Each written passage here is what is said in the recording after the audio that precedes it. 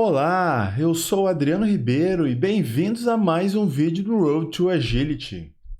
Se você quer saber por que a agregação é o padrão mais importante no estilo de desenvolvimento orientado ao domínio, então vem comigo. Eu vou te mostrar por que é difícil e qual é a relação desse padrão e por que eu estou considerando como o mais importante, né, disso comparando, né, com o restante dos padrões que a gente utiliza para desenvolver, né, ou para construir uma aplicação. Então vamos lá. Antes de continuar, né, eu gostaria de convidar todos a se inscreverem no canal. Se está curtindo, por favor, comente, participe, mande as dúvidas que eu vou ficar muito feliz em responder. Não esqueça de marcar para receber as notificações, ativando o sininho. Vai ser muito importante para a gente e para o canal crescer, se tornando cada vez mais relevante na plataforma e, né, isso vai me motivar a produzir cada vez mais conteúdo relevante e que ajude a todos vocês. Bom, vamos lá então. O Eric Evans apresentou os conceitos e as ferramentas, né, o que é mais importante, né, pois até então já se discutia diversas abordagens para o desenvolvimento de software, né? Ou seja, nós já havia um movimento, na verdade, que começou aí nos anos 70, de tentar se identificar uma maneira de modelar o software de forma mais eficiente e mais resiliente em relação a mudanças.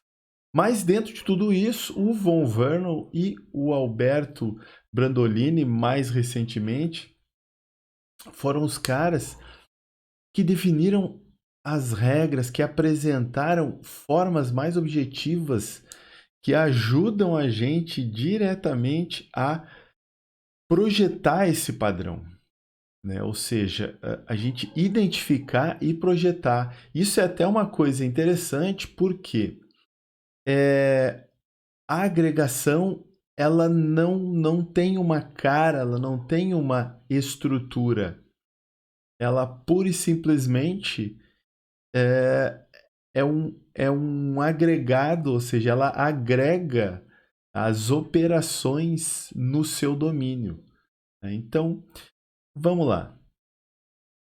Por que a agregação é tão difícil assim, é tão misteriosa e por que ela ficou relegada assim durante tanto tempo, né? Agora, nos últimos anos, é que ela vem se tornando ou ganhando foco na atenção e até mesmo por isso foi que surgiram inclusive metodologias aí para se identificar. O Von Vernon, ele apresenta regras de ouro para se definir o tamanho da agregação, para se identificar as entidades que vão fazer parte daquela agregação, mas é importante considerar que dentro da abordagem que ele propõe de agregações pequenas, ele utiliza, ele já está considerando no padrão arquitetural, além de ser orientado a evento, ele também considera um framework baseado no Hector Model, que por sua vez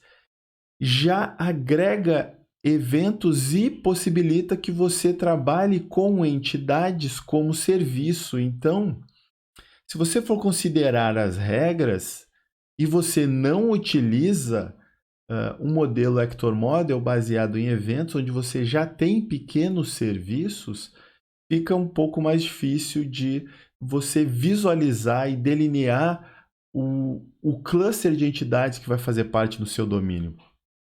Por exemplo, se você está usando o modelo transiente ainda, se você armazena o estado das operações executadas no seu domínio, então fica bem mais difícil aí de você identificar, né, a agregação. Então, principalmente porque a agregação, devido a essas características que eu estou te apresentando, ela não é um problema puramente técnico, né? Ela não depende de um desenho de estrutura apenas, ela depende muito mais de um desenho de negócio, né? Então você precisa que os usuários do processo que você estiver implementando te falem quais são as entidades que fazem parte efetivamente daquele determinado passo de transição de estado.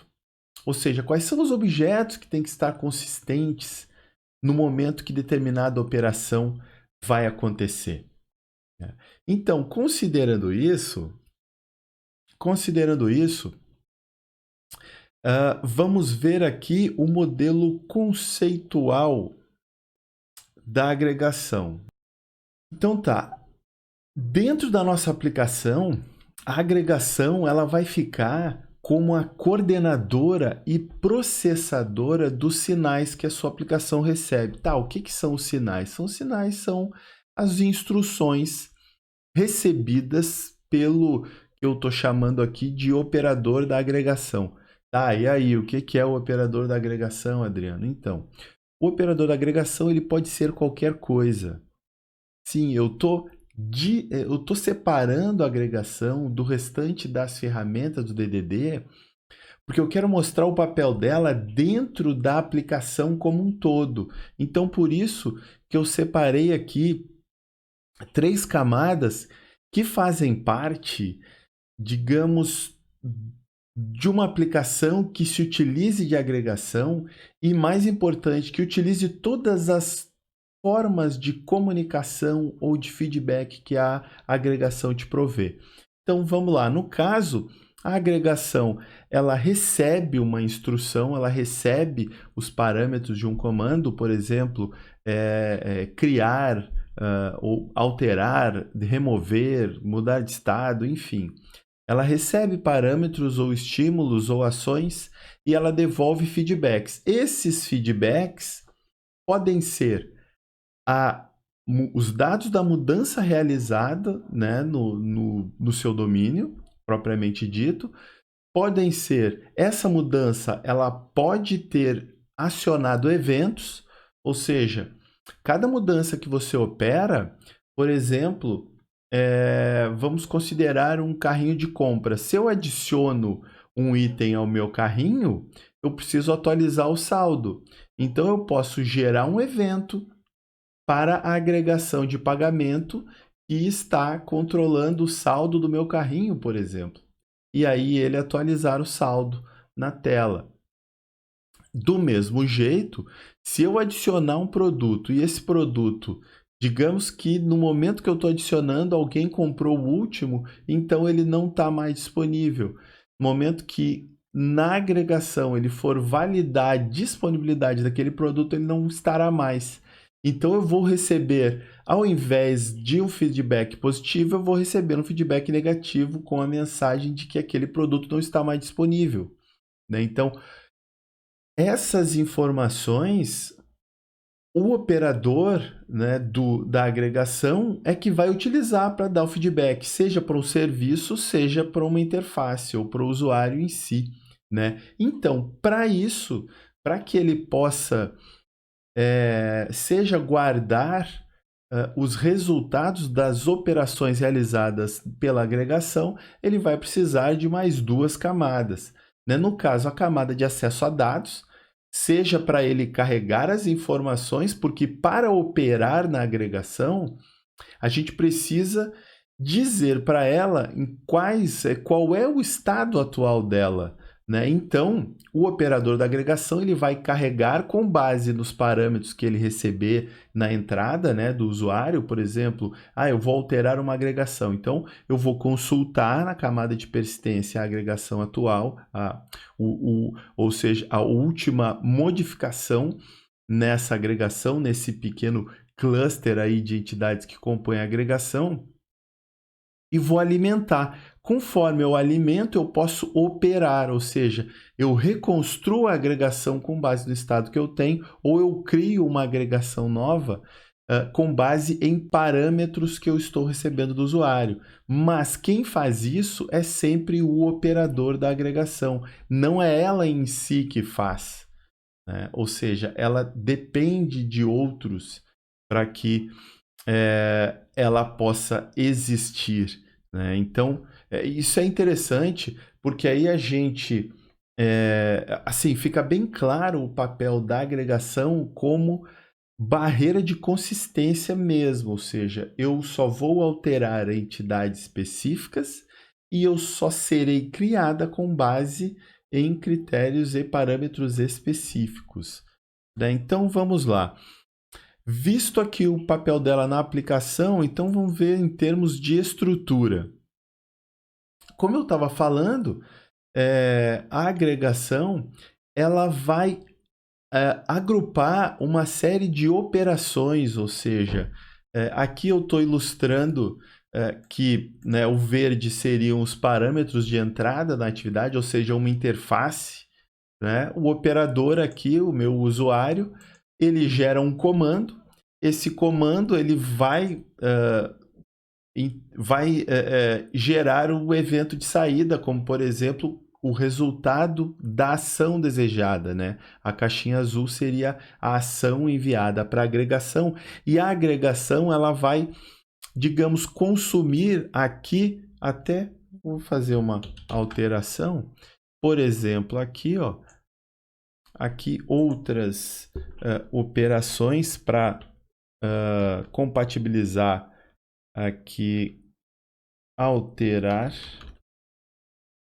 atividade, tá? Que é um comando também, e a tela aqui, dados da atividade, dados, vamos dizer aqui, atuais, né? Ou, sei lá, modificação da atividade, né? Então, os dados de entrada, e aí a agregação ela fica como um aglutinador, assim, ela cria essa estrutura agrupando uma série de eventos. Eu estou usando essas cores e esses símbolos, de certa forma, já para trazer para a nossa conversa a metodologia que hoje está sendo usada, né, pelo Alberto Brandolini, criada por ele e que tem sido disseminada, né, e que nos possibilita esse mapeamento das agregações. Mas uma outra coisa que ele trouxe e que é bem importante, é sempre difícil extrair os requisitos do usuário, né? Ou seja, por mais que ele utilize o processo, às vezes a gente não consegue receber um requisito preciso. Mas por que isso acontece, né? Então, o Alberto Brandolini ele traz uma situação muito interessante, que muitas vezes o nosso usuário, o especialista no domínio, o que vive aquele dia a dia, ele não tem a visão do todo. E não tendo a visão do todo, ele não vai conseguir te dizer como o processo completo funciona. Ele sempre vai te dar pontos. Então é por isso que aqui eu estou colocando eventos e comandos específicos, né? Claro que por simplicidade eu coloquei um processo, eu estou colocando só uma operação simples, mas o processo inteiro de modificação, que ainda iria notificar o usuário, o projeto, que uma atividade foi associada a ele, que foi atribuída a alguém, e por aí vai, todos os outros eventos que poderiam estar associados aqui, eu não vou ilustrar, né? Mas serve como um caso para a gente entender que para mapear o nosso processo com confiabilidade, é importante que a gente tenha os usuários que cubram o espaço ou as operações dentro do escopo completo, né? Até ele fala em selecionar as pessoas certas. O que seriam as pessoas certas?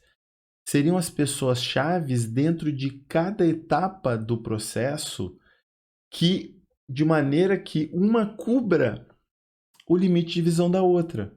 E aí com isso a gente consegue desenhar, delinear e principalmente porque dentro desse modelo de definição de agregação, inclusive até o Bradolini ele brinca, show me aggregations, mostre as suas agregações. Isso é importante quando você coloca os eventos juntos, às vezes surgem as dúvidas, as disparidades, ou seja, eventos conflitantes. E aí, como os usuários estarão juntos te falando como cada um participa dentro do processo como um todo, fica mais fácil de você conseguir eliminar essa ambiguidade e entender a real ordem dos eventos e aí definir a agregação agrupando um determinado conjunto de eventos que a gente vai ver depois vai impactar nas entidades que vão fazer parte dessa agregação com mais segurança. Então tá, vimos a estrutura lógica da agregação e já uma dica, essa metodologia que eu estou usando para representar os eventos aqui, esses símbolos vêm do Event Storming e eu vou falar em vídeos futuros. Eu vou usar como metodologia para a gente desenhar aplicações e mapear domínios, né? Então tá. Ok. E agora a gente vem para a estrutura. Deixa eu aumentar aqui para facilitar. Ok, nós já vimos a agregação em termos de aplicação, nós vimos a agregação em termos de estrutura de processo, ou seja, ela como é que ela opera, né? O que ela recebe, o que ela devolve. E aqui a gente vê como ela é composta. Eu já mostrei em outros vídeos, mas não com com esse contexto específico dela, né? Então, a nossa agregação ela vai ser composta de uma entidade root, né? Que aí é o que a gente considera como o ponto de entrada daquela transação. Ela poderá referenciar outras entidades, né? Então, uma atividade referencia a atividade projeto, ela tem como atributos a descrição, os membros, por exemplo, a data de criação, o número de horas que o, o executor vai poder consumir para executar essa atividade, ela vai ter o estado, ou seja, todas essas propriedades que não existem por si só, né, elas se tornam elas se tornam objetos de valor e serão associadas a todas as entidades, né? Mas apenas uma entidade vai ser a entidade ponto de entrada. E aí o que a gente chama de transação que a agregação vai enforçar ou vai garantir que sempre esteja consistente quando o estado for alterado, é exatamente isso aqui, ó. Ou seja, eu vou aqui, através da minha entidade root, eu vou alterar a minha entidade. Por exemplo, eu vou alterar o usuário que vai executar, ou o membro do projeto, ou o responsável por executar a atividade. Eu vou alterar o ID dele, né? Porque é uma referência. Ele é um funcionário da empresa. No domínio de RH, por exemplo, ele vai ser um funcionário. No contexto de projeto, ele pode ser um gerente, um desenvolvedor, um product owner, né? E aqui, dentro do contexto de entidade, ele é o responsável por desenvolver ou por executar aquela atividade, né? Então, aí vocês veem que essa modularização e essa contextualização que o DDD nos provê possibilita que você use o mesmo objeto do seu domínio, mas com visões diferentes, né? O usuário aqui ele vai ter um ID e um nome. Eventualmente ele vai ter uma carga de trabalho, ele vai ter atributos diferentes do usuário Adriano lá na tabela de RH, por exemplo, né? Então, essa é a flexibilidade que a gente tem e nessas entidades que os domain events vão afetar, por exemplo, essa referência entre as duas agregações ali, porque eu só vou ter a referência da modificação como um todo, que inclui todos os atributos aqui da modificação. Ou seja, cada vez que eu que eu fizer uma alteração via entidade root, eu estarei salvando o estado, digamos assim, isso para um modelo transiente de todos esses objetos, né? Caso eu esteja usando evento, então a minha alteração ou a minha modificação vai ser o evento que eu estiver realizando. Então, por exemplo, eu cadastro uma atividade, eu atribuo a atividade ao Adriano, eu incluo o número de horas que a atividade vai poder consumir. Então, seriam 3 eventos a serem guardados. E aí, uma vantagem, né, para quem usa eventos é que não necessita de um modelo como esse de dados. Você tem basicamente um stream de eventos com seus valores. E aí, na reconstrução da agregação, todos esses eventos eles vão ser inseridos dentro de um único ID, ó, de transação, que a gente chama, né? Que aqui ele acaba sendo replicado para várias tabelas, mas no modelo orientado a evento, a coisa fica muito mais simples. Assim. A agregação te possibilita fazer essa transição do modelo transiente para evento com bastante facilidade. Não que as coisas estejam relacionadas. Você pode já nascer no modelo evento, você pode sair do modelo transicional que você tem e seguir para o modelo de eventos, enfim. A agregação ela só te incentiva a seguir nesse caminho. Ok. Deixa eu ver se tem mais alguma coisa que eu gostaria de mostrar aqui para vocês. Não. Ok. Bom, pessoal, acho que era isso que eu queria mostrar. Então, agregação é uma excelente ferramenta e, apesar de